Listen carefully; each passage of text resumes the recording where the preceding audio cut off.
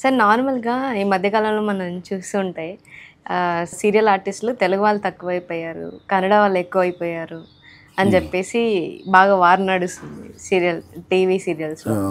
So దాని మీద మీ అభిప్రాయం ఏంటి? అంటే నేను సీరియల్ అనే చెప్పాను, సినిమాలలో కూడా అదే ఉంది. ఇప్పుడు ముంబై వాళ్ళని, తమిళ్ వాళ్ళని, వీళ్ళని మనం బాగా ఎంకరేజ్ చేస్తాం.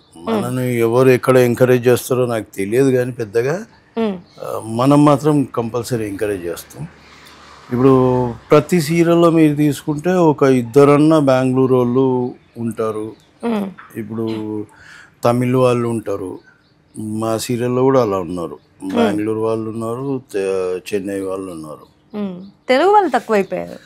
తెలుగు వాళ్ళు మరి అదే నాకు మరి ఎందుకు తక్కువైపోయారు మరి అంటే ఒక్కోసారి ఛానల్ కూడా డిమాండ్ చేస్తుందేమో మేబీ.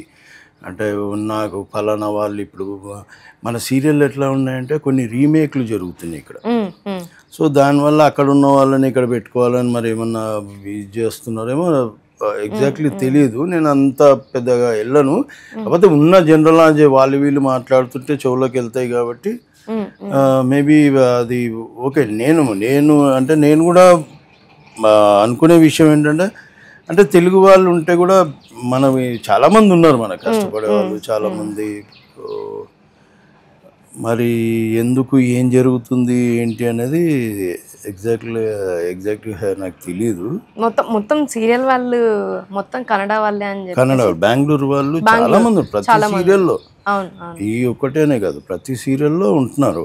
అంటే తెలుగు వాళ్ళు ఎందుకు, దానికి రీజన్ అంటే తెలుగు వాళ్ళు కొంచెం ఇక్కడే హౌస్ ఉన్న పర్మిషన్స్ తీసుకొని బయటకు వెళ్ళడం అలా ఇలా చేస్తున్నారు, టైంకి రారు, అది ఇది రీజన్స్ అని. అవి ఊరికే రీజన్ చెప్పుకోవడానికి, కానీ ఎవరండి రాకపోతే. ఇప్పుడు నేను తెలుగుని కదా, నేను రానా టైంకి, నా లాంటి వాళ్ళు ఎంతమంది ఉన్నారు, అందరు టైంకి వస్తారు. అది వంకలు అంటారు దాన్ని, అది వంక అంతే తప్ప ఎందుకు బయటికి వెళ్దామంటే బయటికి వెళ్ళారా ఎవరు?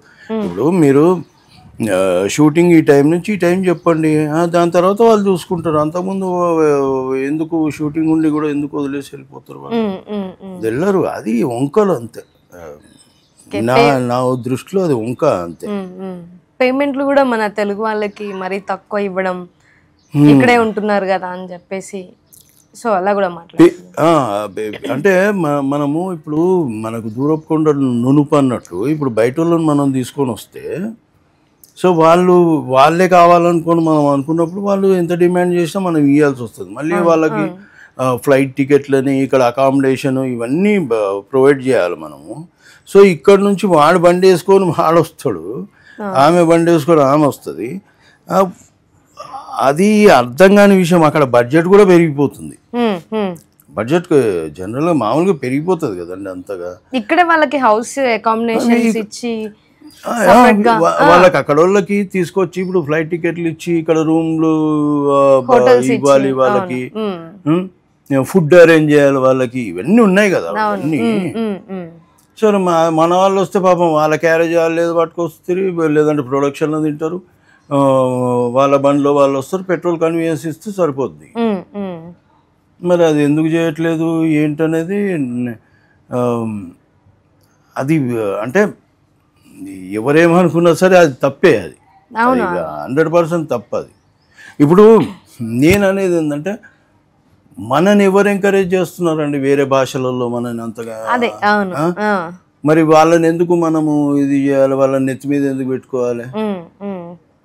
వాళ్ళని నెత్తి మీద పెట్టుకుంటున్నారు లిటరల్లీ, సీరియస్లీ. అవును, అదే అందరూ పెద్ద ఇప్పుడు సీనియర్ ఆర్టిస్టులు అందరూ బాధపడే విషయం ఏంటంటే తెలుగు వాళ్ళకి ఛాన్సెస్ ఇవ్వలేదు, ఒకవేళ ఇచ్చినా కూడా పేమెంట్లు బడ్జెట్ లేదని చెప్పేసి తక్కువ చేయడము.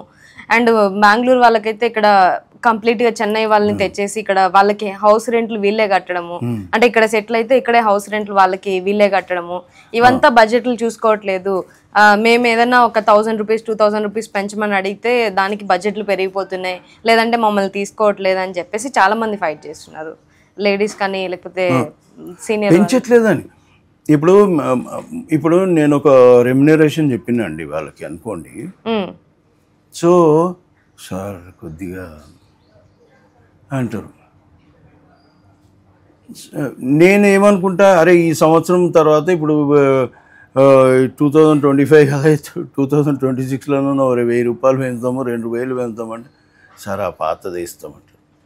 మరి వాళ్ళకెందుకు ఎక్కువ ఇచ్చి వాళ్ళని ఇంత ఎంకరేజ్ చేసి మేమెందుకు ఇది అయిపోయినాం? మా భాష మాది, మేము డబ్బింగ్ చెప్పుకోగలం, మాకు డబ్బింగ్ ఆర్టిస్టులు అవసరం లేదు మాకు, మరి మమ్మల్ని ఎందుకు ఎంకరేజ్ చేయట్లేదు అనే ఫీలింగ్ అది. నేను ఇవి మామూలుగా పట్టించుకోను, నేను మామూలుగా జనరల్గా. కాకపోతే ఎక్కడో ఒక లాంటి అంటే సైకలాజికల్గా ఆలోచిస్తే అదొకటి. మెయిన్ థింగ్ ఏంటంటే ఆ వచ్చే వాళ్ళకి మేము తెలుగు వాళ్ళం ఎలా అయిపోయినాం అంటే లోకు అయిపోయినాం ఫస్ట్ ఆఫ్ ఆల్. అంటే ఇక్కడ ఎవరు ఆర్టిస్ట్ లేరు, మనం తోపు ఆర్టిస్ట్లో మనం, అందుకే మనం అక్కడ నుంచి పిలిపించిన అనే బిల్డప్ ఉంటుంది. కానీ యాక్టింగ్ కూడా మన డైరెక్టర్స్ మళ్ళీ నేర్పించి వాళ్ళని ఉద్యోగించుకుంటా అనుకుంటా ఈ ఓవర్ యాక్టింగ్లు చచ్చిపోతున్నాను నేను. ప్రతిరోజు చూస్తూనే ఉంటాయి ఇది నాకు. అంటే నాకు ఆవేశం వస్తే నేను ఆగను, నేను అంత ఇరిటేషన్ వస్తుంది నాకు. కొన్ని చూస్తూ ఉంటే నా కళ్ళ ముందు నథింగ్ అండి. 3 లైన్లు కాదు, 2 లైన్లు. ఈవెన్ నేను మన తెలుగు వాళ్ళకు కూడా చెప్తాను నేను ఇది విషయం. నేర్చుకొని ఒక 2 పదాలు నేర్చుకొని చెప్పడానికి ఏమన్నా, పాపం ప్రాంప్టర్ వాడు క్యూకు కూడా ప్రాంప్టింగ్ ఇవ్వడం ఏందండి ఇంత దౌర్భాగ్యం. ఇంకా ఇది ఇలాంటి సిచ్యువేషన్లు చూస్తూ ఉంటా. నాకు నాన్ ప్రొఫెషనల్ యాక్టర్స్ చాలామంది, అంటే ఒక భక్తి లేదు వాళ్ళకి. మనము ఒక పని చేస్తున్నాం, దాని మీద శ్రద్ధతో చేయాలి మనం. అరే ఆ సీన్ చెప్తున్నారు, మనం వినాలి, మనము దాని మీద కాన్సన్ట్రేట్ చేయాలి. ఒక ఎమోషనల్ సీన్ జరుగుతుంది, ఒక ఏదో వినాలన్న ఇది కూడా లేదు. ఏమన్నా అంటే నేను ఏం చెప్పాలి, నేను నోరు తెరిచిన అంటే మళ్ళీ చాలా మందికి మామూలుగా ఉండదు. ఇంకా మన తెలుగు వాళ్ళు అంటారా, మన తెలుగు వాళ్ళు అట్లనే ఉన్నారు, ఆ భాష వాళ్ళు అట్లనే ఉన్నారు.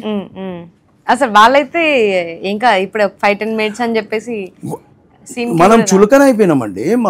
మా అంత పోర్ట్ ఆర్టిస్టులు లేరు, అందుకని మమ్మల్ని పట్టుకొచ్చి ఇక్కడ పెట్టుకుంటారు, మాకు ఇంత రెమ్యునరేషన్ ఇస్తుండ్రు, మాకు ఇట్లా అకామిడేషన్ ఇస్తుండ్రు, మాకు ఫ్లైట్ టికెట్. ఇది వాళ్ళ ఉద్దేశంలో ఉన్నారు. వాళ్ళకు అర్థం అవ్వట్లే. ఇక్కడ తోపు యాక్టర్లు ఇక్కడే ఉన్నారు, వీళ్ళకి తెలియట్లే జనాలకి, వీళ్ళకి.